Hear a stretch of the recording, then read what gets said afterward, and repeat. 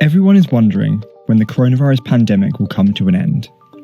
The truth is, it probably won't be over until we have a vaccine. The good news is that there are more than 40 vaccine projects currently in the works. The bad news is that it could take 12 to 18 months or even longer to bring a vaccine to market. That's a lot longer than we would like, but it's much faster than the 5, 10, or even 20 years that many vaccines take to come out. So why does it take so long? First, researchers need to develop a candidate vaccine. This can take years.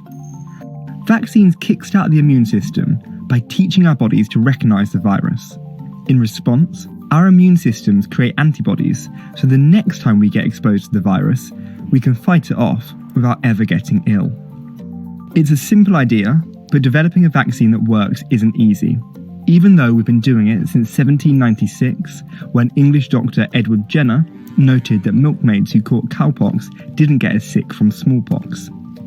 Jenner's revelation led to the first generation of vaccines which use weakened or dead versions of the virus. 200 years later, we have a new generation of vaccines that might be the quickest way for us to tackle coronavirus.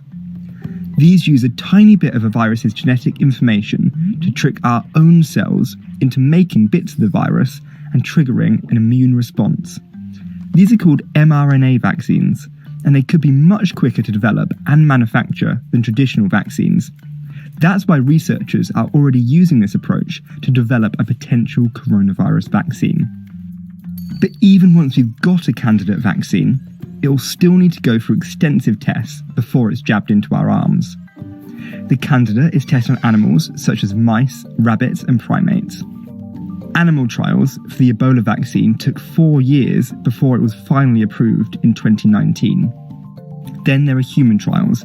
These take a long time. These trials are usually split into 3 or more phases. First, the vaccine is given to a small number of healthy people to see if it's safe and behaves in the way we expect.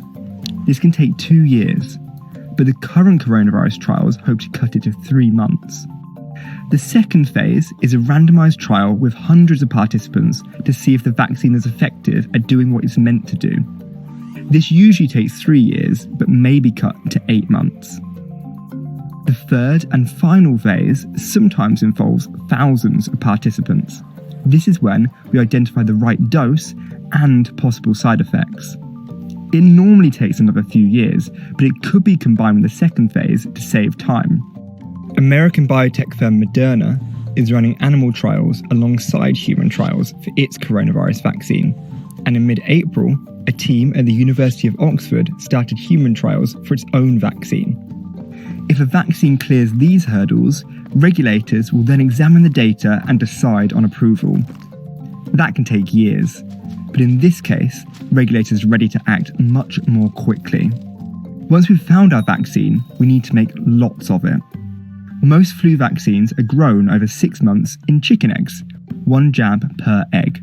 In fact, the US government has a secret stash of chickens in case it needs to quickly manufacture lots of flu vaccine. But this new coronavirus probably can't replicate inside eggs, so we need to find another way. Because mRNA vaccines leave it to our bodies to produce the viral proteins, manufacturing them should be faster. But it's never been done before.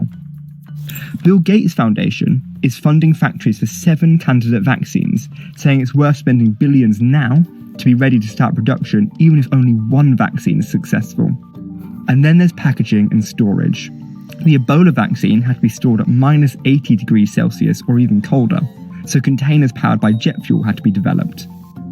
And medical teams normally roll out vaccinations, but we've never had to vaccinate the entire world at once before. Regardless of such heroic efforts, we aren't likely to see a vaccine before 2021, so we may have to continue some form of social distancing if coronavirus epidemics continue to break out. Life probably isn't going to go back to normal for another year or even longer. In the meantime, we're just going to have to be patient and keep washing our hands.